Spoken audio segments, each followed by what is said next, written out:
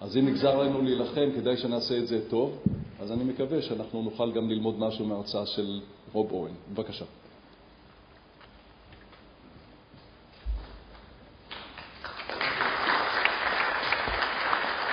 Okay, good. You can hear me. I'm going to try to do several dangerous things. One, play with advanced technology and walk around a little bit. Slide, please.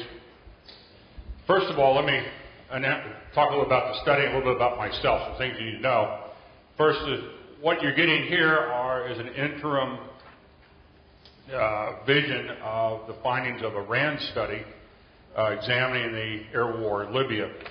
There are a couple interesting aspects of the study which are really fairly new, one of which we went out and found scholars from almost every country that provided air power during the Libyan campaign, and we're going to get individual sections of the report from them and their insights. We're already starting to learn quite a few interesting things about the different ways that, is that better?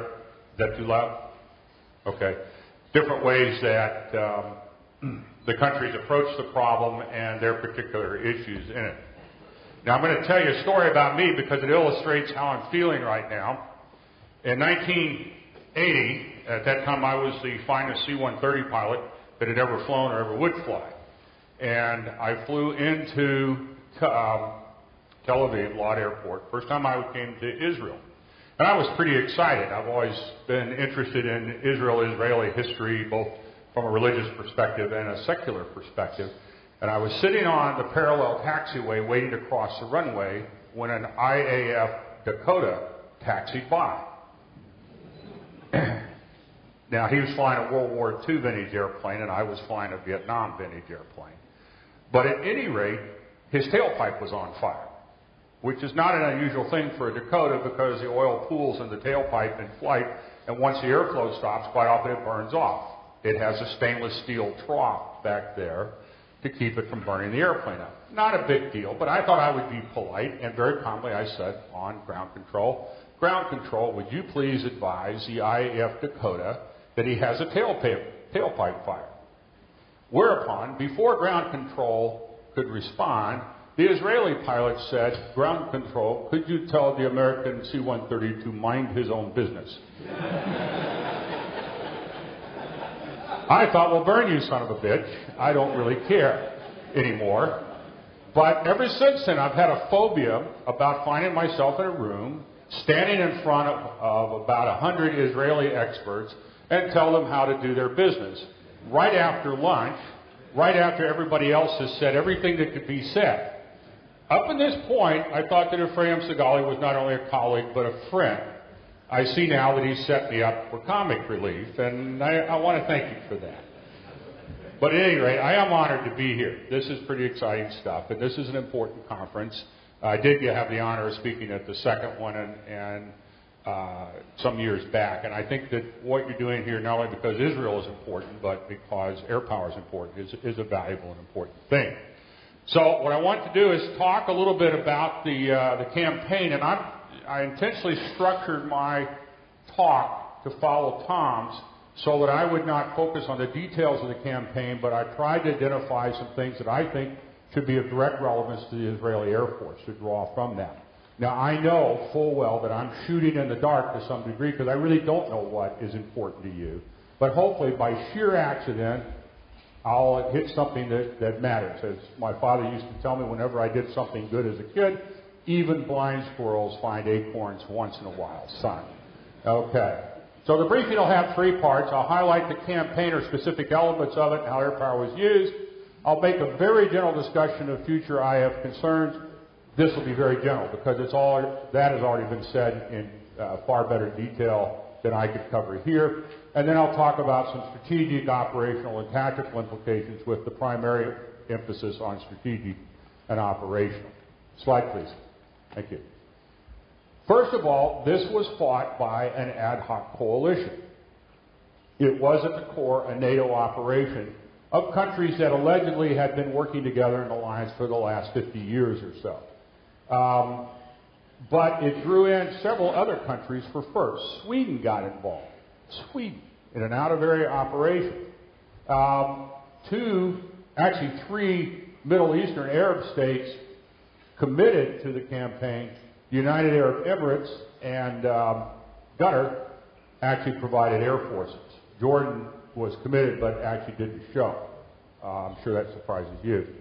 At any rate, they were there primarily, everybody was there in accordance or in pursuit of the so-called responsibility to protect doctrine that's been capturing or taking ground within the United Nations and international forums over the last 10 years or so, ever since the disasters, the humanitarian disasters in Bosnia or Rwanda. But in the background, although not really that far in the background, key countries, the United States, Britain, France, and Germany, which started the war but then didn't come, again, kind of a surprise, but at any rate, they were committed from the very beginning to regime change. A lot of hoorah in the newspapers and in the press about the fact that those countries were going in out of responsibility to protect. But in reality, there were also public statements from all of them that, no, Gaddafi's got to go. Most of the other countries eventually either came to that position as the operation continued, or they found it convenient not to notice. And so the operation continued. But it had those two objectives. Another unusual in an academic sense, but not really unusual in practice, the operation was in support of an insurgency within a country involved in a civil war. We took sides. We took sides overtly. Now, again, theoretically, we were protecting Libyan civilians. That's a nice notion, but we were also very quickly bombing logistics sites 500 or 200 miles away from the scene of fighting. The obvious message was what we were saying in public wasn't necessarily, and I say we, I mean NATO and the coalition, not necessarily just the United States. And obviously I don't speak for the United States, so don't quote me on that. But at any rate, it was support of an insurgency. It was an intervention in support of it. That's significant. Most of the literature dealing with internal interventions take the position of a counterinsurgency, helping the government defeat an uprising or a rebellion or whatever. In practice, though, the idea of intervening into a state on behalf of the insurgents is not that unreasonable. We did it, in effect, in Bosnia. We did it, in effect, in Kosovo. We've done it in Afghanistan. We picked sides, and we propped up their efforts to take power. Then we protected it. That's an interesting feature, and it may be, many people consider it, is that the model as we confront this unstable, complex world? Are these various countries, or are countries going to become more and more involved in actually intervening on behalf of shaping or controlling the development, the internal development for the state? Not a lot of literature on it, certainly an area worthy of some study. Also, Gaddafi's government, Muammar Gaddafi's government, was exceptionally vulnerable to air power. First of all, Gaddafi himself distrusted his air force, except for one squadron in Tripoli that he's tended to favor. But by and large, they were undertrained, underpracticed, under-equipped, badly maintained, distrusted politically, paid less. Airmen or pilots were paid less than Army lieutenants, for example, which seems like an incredible injustice, but that was the truth, because he just didn't like them.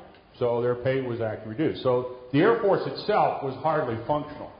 Some of the reports that I'm sure Israeli intelligence is way ahead of me on this, but for example, most of their SAM squadrons were operating around 10 to 15% readiness rate. They were reporting 80%, so they wouldn't get shot, but in reality, they were at about 10 to 15%. Also, something else. Gaddafi's government was a sultanate.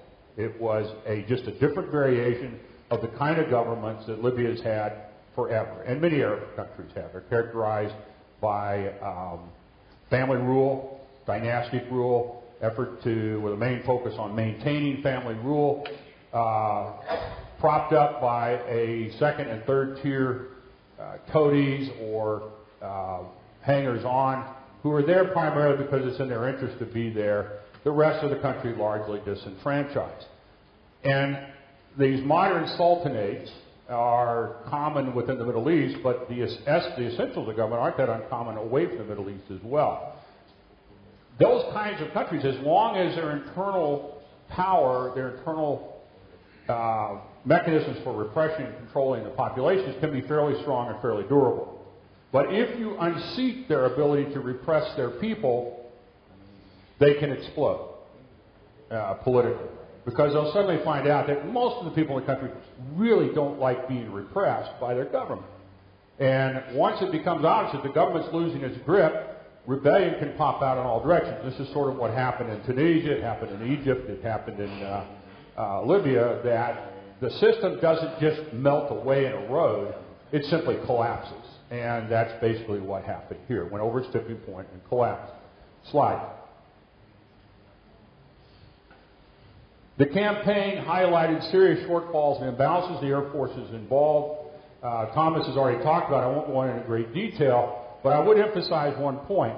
Everybody's perfectly aware that the European Air Forces showed up with small numbers of fighters, an imbalance, sometimes no ISR or support aircraft, tankers, and so forth at all. And that's the general perception. The American perception is that we consequently saved the Europeans from an unnecessarily long war by showing up with our marvelously balanced version of air power and making sure they could fight effectively. And there's a certain amount of truth to that, but it doesn't go all the way. The simple fact is the United States Air Force found itself at its extreme during this conflict. It was all the Air Force could do, given its global commitments to not only cover its deployment obligations, but to bring forces back, keep them trained for big wars, not in Afghanistan or Iraq, rest people appropriately, maintain equipment appropriately, and so forth. All those commitments were underway at the time. We had 2 deployments, the United States speaking in this case. We had deployments underway in every combatant command in the world at the time, of one type or other, active operations going on. No sooner did operations started than there was a major earthquake in Japan. We launched Operation Tomodachi. That involved a lot of airlift and a certain amount of tanker support to take care of that. We had nuclear alert commitments. We had training commitments, and so on. The United States Air Force was tapped out in any sense of its normal management procedures for managing its forces. The only way it could scrounge together a tanker fleet was it went to the reserve forces and said, how about volunteering for 90 days?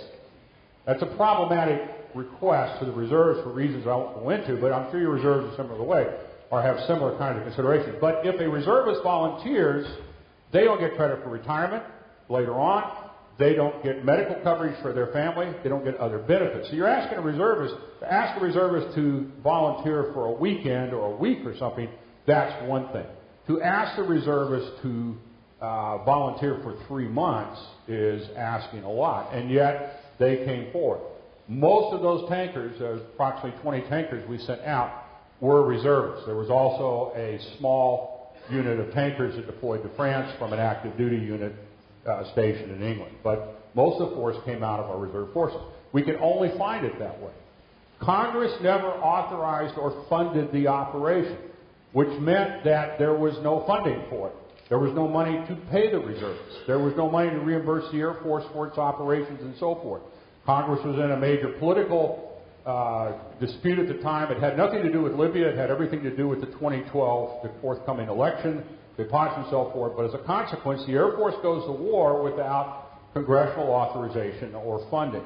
It pays its reservists out of monies normally allocated to pay for reserve training, not reserve operations.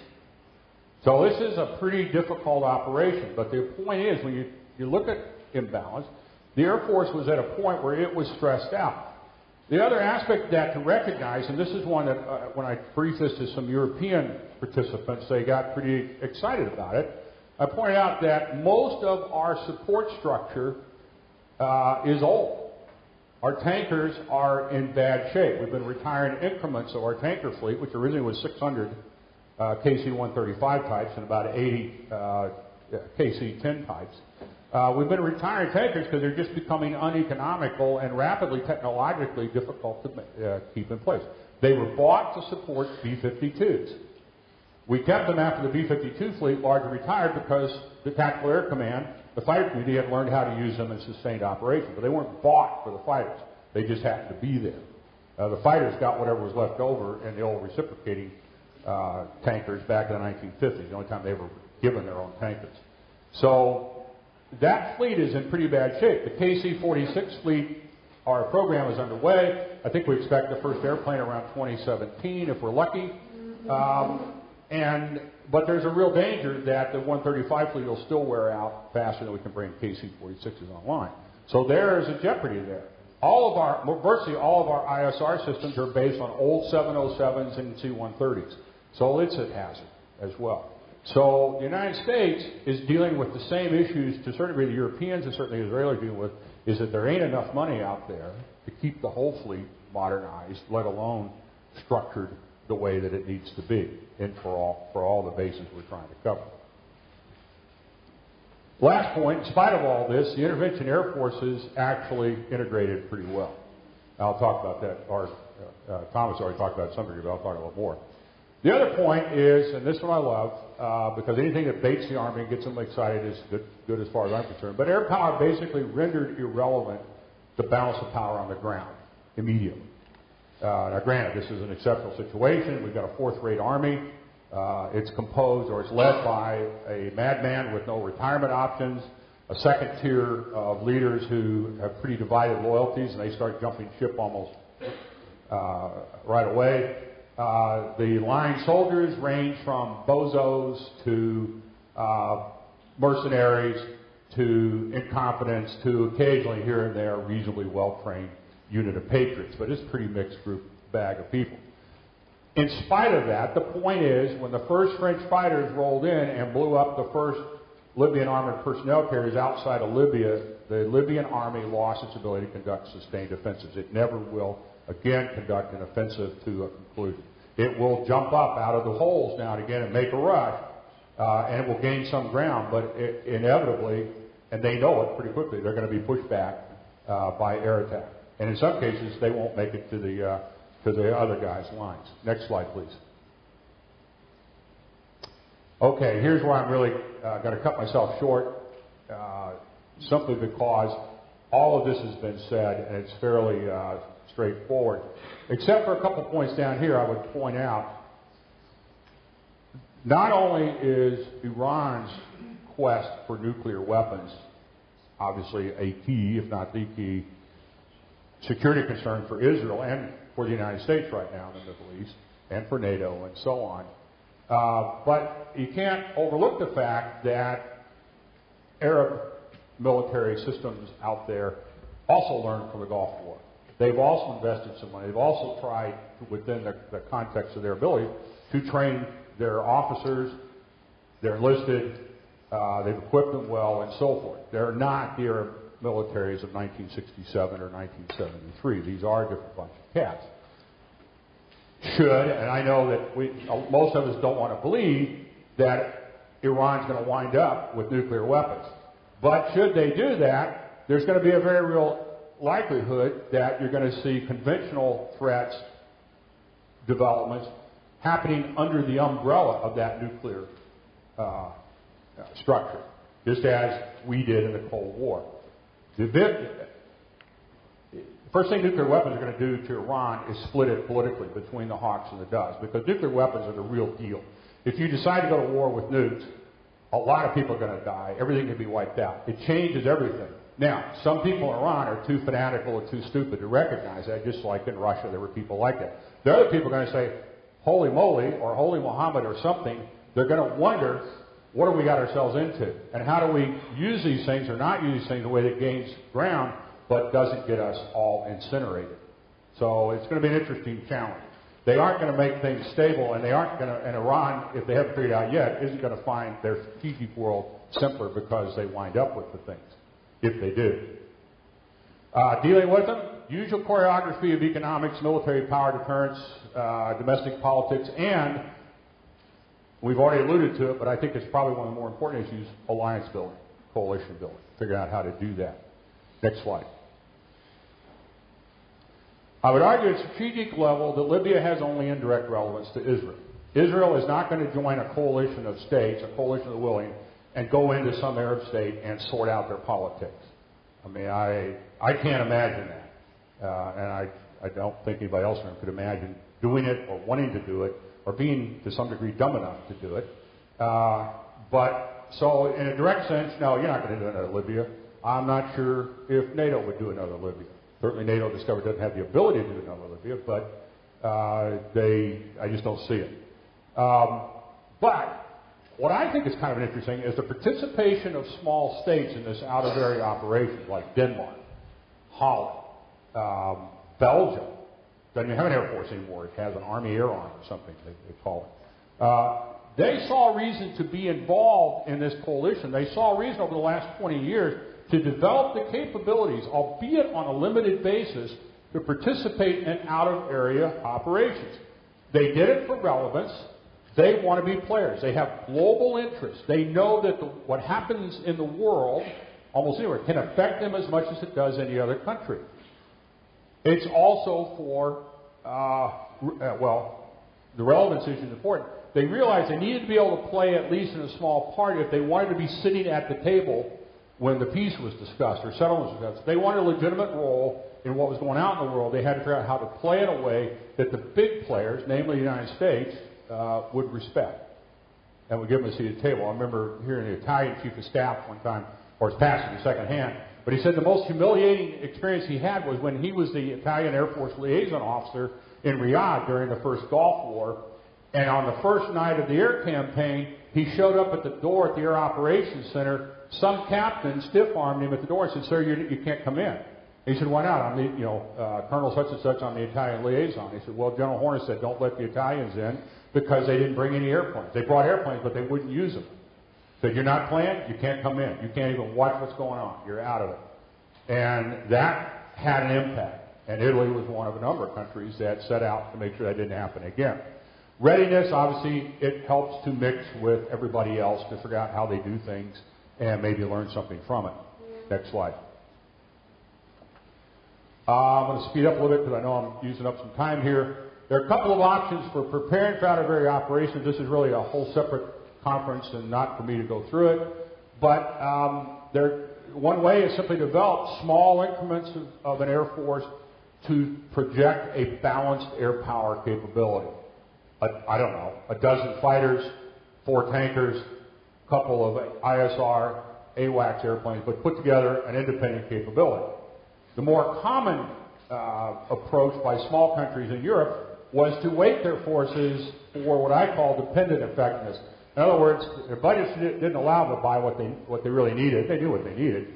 So they kind of maintained their fighter fleets, although on a declining basis, knowing full well that they were only going to go to war if they went to war with the United States, or along with the United States. I don't think they want to go to war with us.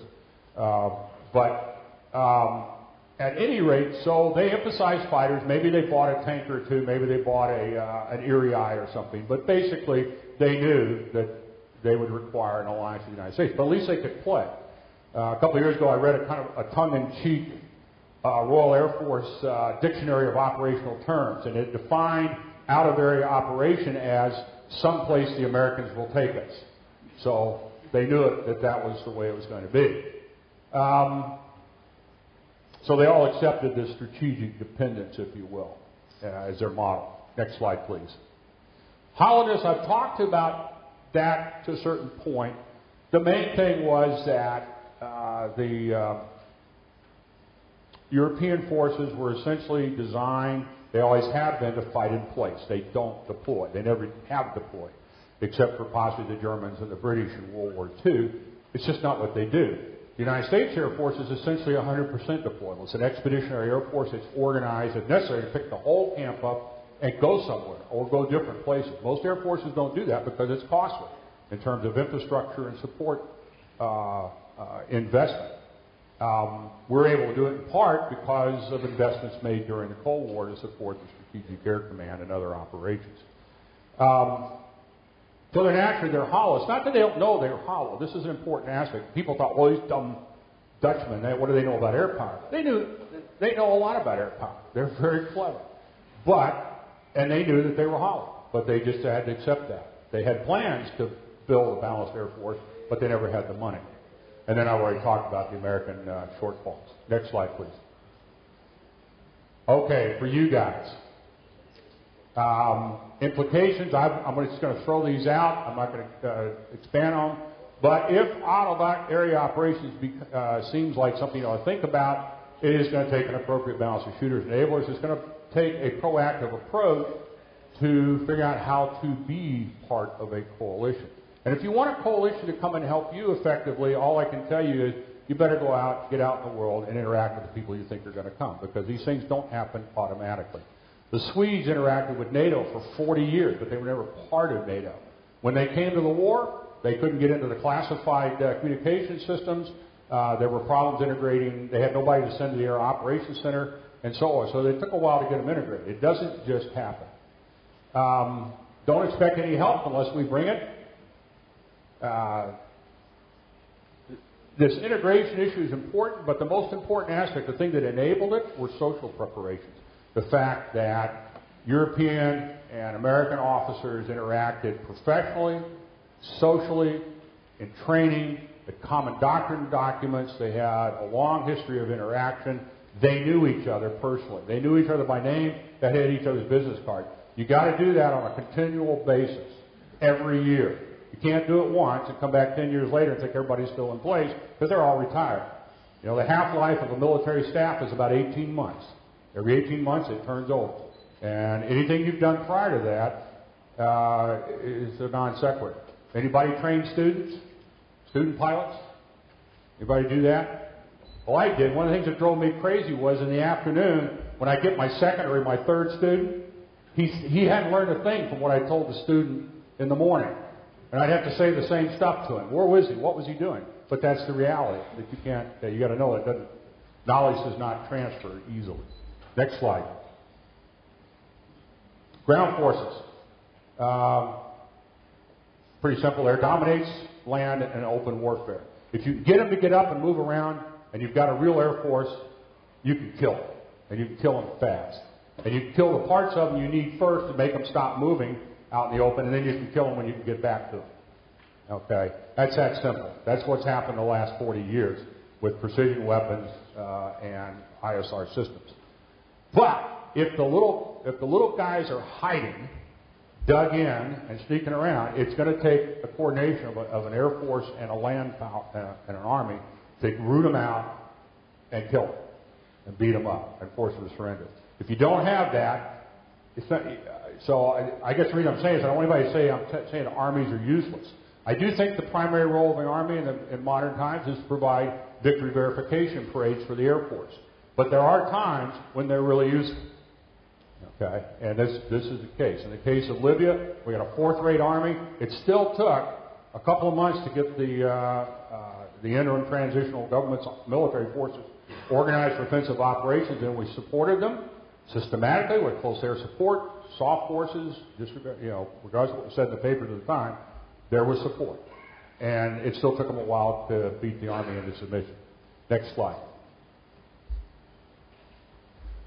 Does that mean that this was not an independent strategic air campaign? Some people have said that. What I'll tell you is that in 2 days,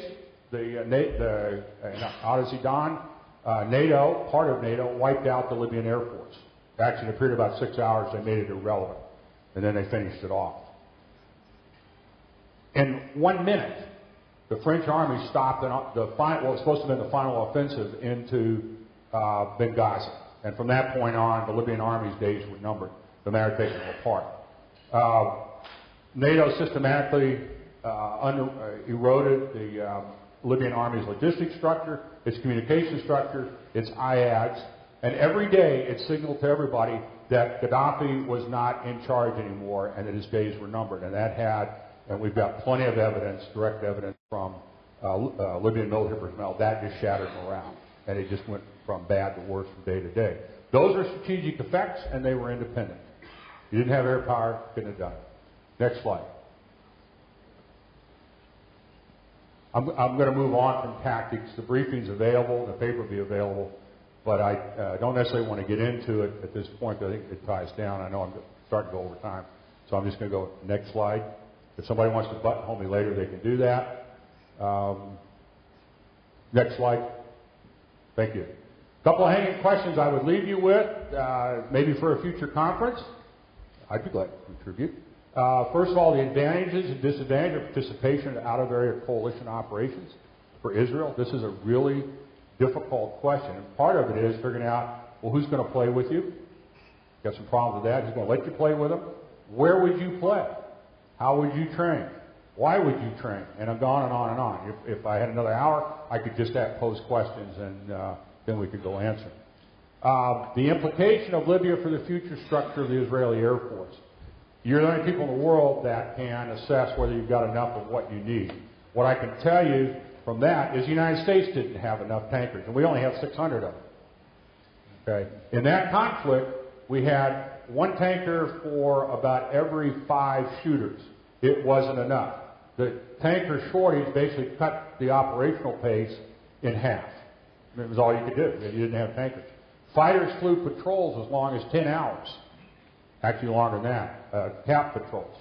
Tankers enabled fighters to load up both for air-to-air and air-to-ground. They went in and they held their orbit, and if they needed to blow up a tank, they blew up a tank. There weren't any Libyan fighters after the second day to shoot down, so they never shot any missiles, but they could have if they had to. Okay, maybe if Gaddafi made a run for it or something. But this is an issue. And I can tell you also as a strategic planner, the answer you made up last year isn't the answer for next year. It never stops. And I know I'm telling you what you know, those of you that have dealt with force structuring issues before. Well, that was good. Next slide.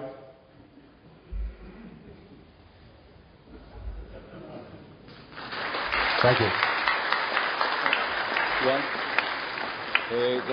יש זמן לשאלה אחת לרוב אורן?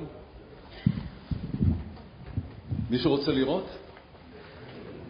Well, obviously that Dakota pilot is not. סיפור קצר נחמד, אמרתי לכם שהכרתי אותו והכרתי את העומק שלו, וששאלתי אותו, נדמה לי שהוא נתן לי את התשובה הזאת, אם לא זה שהוא קולגה שלו, הוא טייס 130, ויש שם עוד כמה טייסי 130 שחושבים וכותבים. שאלתי אותו ואמרתי את זה בכנס הקודם, אבל זה סיפור יפה, אני אגיד את זה שוב. ואני תגיד, איך זה? איך זה יש לכם כל כך הרבה טייסי 130, C-130 שהם חושבים? ואנחנו אומרים, הוא מבין עברית. לא. I'll explain to him later. ושאל איך זה, אז הוא אמר לי, אנחנו ממריאים ואחרי זה אנחנו משייטים. ויש לנו הרבה זמן לחשוב. אז יש הרבה. Thank you very much. You're welcome. Thank you.